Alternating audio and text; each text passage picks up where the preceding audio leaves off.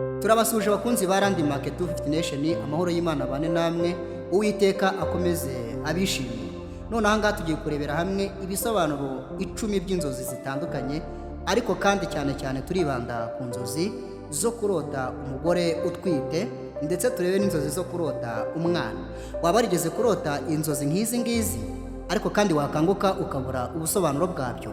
None aha ngaha ndaje hano kuri Rand Market 250 Nation, mbazaniye ibisobanuro by'inzozi zitandukanye mujya mwibaza, mujya murota, ariko kandi mukabura ubusobanuro bwazo. Muri kumwe n'inshuti yanyu Yohana, mpora mbifuriza impagarike n'ubugingo.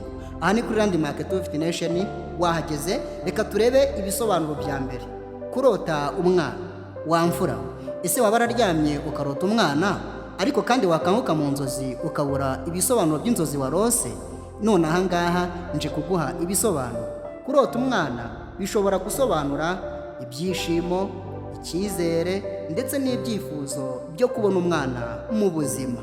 Niba rwose wararyamye ukarota ubona umwana, menya ko bisobanura iki? Ibyishimo, icyizere, n'ibyifuzo byo kubona umwana mu buzima. Waba wari umaze igihe kirekire nta mwana ufite, ariko kandi waryama ukarota ubona umwana mu nzozi, menya ko Imana igiye kugusubiza. Wongere ibihe byo gusenga, Imana izakugirira neza. Reka turebe inzozi za kabiri. Kurota wibaruka byoroshye.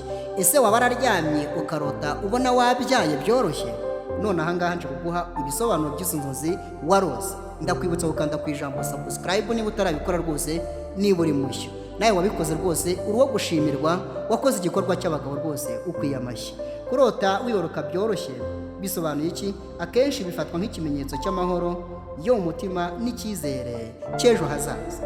Niba rwose wararyamye ukarota inzozi nk'izi ngizi, ukarota wibaruka byoroshye, akenshi bifatwa nk'ikimenyetso cy'amahoro yo mu mutima n'icyizere cy'ejo hazaza. Uri umunyamugisha rero niba rwose inzozi nk'izi ngizi. Reka turebe inzozi za gatatu z'uyu munsi. Kurota wibaruka bigoranye. Tumaze kurebera hamwe inzozi zo kurota wibaruka byoroshye, ariko kandi noneho tugiye kurebera hamwe inzozi zo kurota wibaruka bigoranye. Ese waba wararyamye ukarota wibaruka bigoranye, ariko kandi wakanguka ukabura ubusobanuro bw'izo nzozi warose? Uri kumwe n'inshuti yawe Yohana, ihora ikwifuriza impagarike n'ubugingo. Nje kuguha ubusobanuro bw'izo nzozi warose.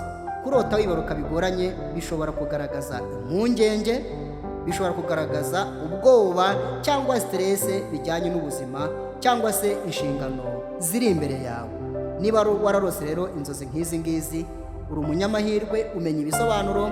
Fata ibihe byo gusenga. Ngira ngo mwamfuramwe, iyo twaryamye nijoro twashyizweyo, akenshi hari ibyo Imana iba ishaka kugenda itwereka, ariko kandi ikabicisha mu nzozi. Niba wararose rero inzozi nk'izi ngizi, menya ko hari icyo Imana yashakaga kukubwira mu buzima bwawe.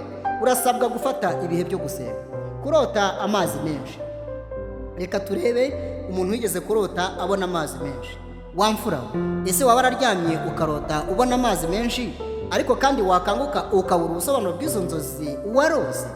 Amazi menshi akenshi asobanura ubuzima, isuku, cyangwa impinduka nshya ziri kuza. Niba rwose wararyamye ukarota ubona amazi menshi, ntiwikange, ahubwo akenshi bisobanura ubuzima, isuku, cyangwa se impinduka nshya ziri kuza mu buzima bwawe. Reka turebe ibisobanuro inzozi za gatanu z'uyu munsi. Kurota amasaro. Wamfura, waba wararyamye ukarota amasaro? Aha ngaha mu nzozi si buri gihe biba bibi, bishobora gusobanura guhinduka gukomeye cyangwa se gutinya ikintu runaka. Niba wararyamye rwose ukarota ubona amasaro, birashoboka ko waragize ubwoba ukavuga ngo ni bibi, ariko kandi mu nzozi si buri gihe biba bibi, bishobora no gusobanura guhinduka gukomeye cyangwa se gutinya ikintu runaka. Reka turebe inzozi za gatandatu z'uyu munsi. Kurota imbuto cyangwa ibimera bikura. Ese waba wararyamye ukarota imbuto cyangwa se ibimera bikura, ariko kandi wakanguka ukabura ibisobanuro by'izo nzozi warose? Akenshi bifatwa nk'ikimenyetso cy'ubuzima, gukura, ndetse no gutwita kugenda neza. Niba rwose warose ubona imbuto cyangwa se ibimera bikura, menya ko niba ufite umugore utwise cyangwa se utwise nyine, bisobanura ko uko gutwita kwe kuzagenda neza, kandi uhumure, azibaruka neza rwose azibaruka kandi umwana mwiza w'umugisha kandi umumaro.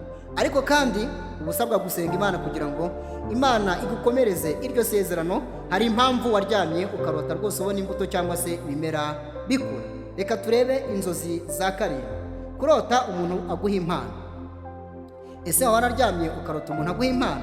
Ibi bishobora gusobanura inkunga, urukundo n'ubufasha uhabwa n'abandi. Niba rwose wararyamye ukarota umuntu aguha impano, bishobora gusobanura inkunga, urukundo n'ubufasha uhabwa n'abandi. Wamfura rero, niba wararose rwose inzozi nk'izi ngizi ukarota umuntu aguha impano, itegura imigisha y'Imana igiye kuza. Ufate ibihe byo gusenga kugira ngo ayo masezerano Imana izayagusohoreze. Ahangaha ni kuri Landmark 250 Nation. Ngira ngo niba uri mushya rwose kandi subscribe ntubyibagirwe, ujye muri comment utwandikire, uduhe inzozi twazasobanura ubutaha. Muri kumwe n'inshuti yanyu Yohana, murambifuriza impagarike n'ubugingo. Reka turebe inzozi za munani. Kurota uri ahantu heza kandi hatuje. Ese wararyamye ukarota uri ahantu heza kandi hatuje? Uri umunyamugisha cyane. Ibi byerekana amahoro yo mu mutima n'icyizere ku bihe biri imbere. Niba rwose wararyamye ukarota ubona uri ahantu heza kandi hatuje, byerekana amahoro yo mu mutima n'icyizere ku bihe biri imbere. Wicika intege rero, wikumvira ya majwi akwihebesha y'umwanzi Satani, ahubwo menya yuko rwose Imana igushaka kandi igiye kukugezaho ibyiza mu bihe biri imbere. Reka turebe inzozi za 9. Kurota utakaje umwana. Ese waba wararyamye ukarota watakaje umwana wawe? Akenshi ibi biterwa n'ubwoba n'impungenge, si uko byanze bikunze bizaba mu by'ukuri. Oya, ushobora rwose kuba wararose utakaza umwana, ntabwo bivuze ko byanze bikunze bizaba. Ushobora kuba ufite impungenge cyangwa se ubwoba, ariko kandi nyine utabaye maso wanamutakaza. Biba bisaba ko nyine uhora uri maso cyangwa se ugasenga Imana, ukiyegereza abakozi b'Imana bakagusengera aho bishoboka kugira ngo utazatakaza uwo mwana wawe. Ukirinda kugira ubwoba cyangwa se impungenge, si uko uzamutakaza, ahubwo Imana ibishatse kubwishurira bwo rwose ugomba kuba maso. Reka turebe inzozi za 10 ari nazo za nyuma kuri uyu munsi. Ngira ngo turacyari kuri Landmark 250 Nation. Muracyari kumwe n'inshuti yanyu Yohana ihora ibifuriza amahoro ndetse n'imigisha biva ku Uwiteka. Kurota umugabo cyangwa se umuryango bagufasha. Kurota ubona umugabo cyangwa se umuryango bagufasha. Ese waba wararose inzozi nk'izi ngizi ukarota ubona umuntu w'umugabo cyangwa se umuryango bagufasha? Ibi ngibi bigaragaza icyizere, urukundo n'umutekano wiyumvamo. Rwose niba wararose inzozi nk'izi ukarota umugabo cyangwa se umuryango bagufasha, bigaragaza icyizere, urukundo n'umutekano wiyumvamo. Mwamfurana, inzozi zacu nakagaruka kuri Landmark 250 Nation. Mwari kumwe n'inshuti yanyu Yohana ihora ibifuriza amahoro n'imigisha biva ku Uwiteka. Kandi subscribe ntibagire kugenda utabikoze. Ikindi ujye muri comment utwandikire, uduhe ubundi busobanuro bw'inzozi waba wararose ukabura ibisobanuro byazo. Ubutaha nitugaruka mu yindi video tuzahite tuziheraho. Murakoze cyane. Ciao ciao.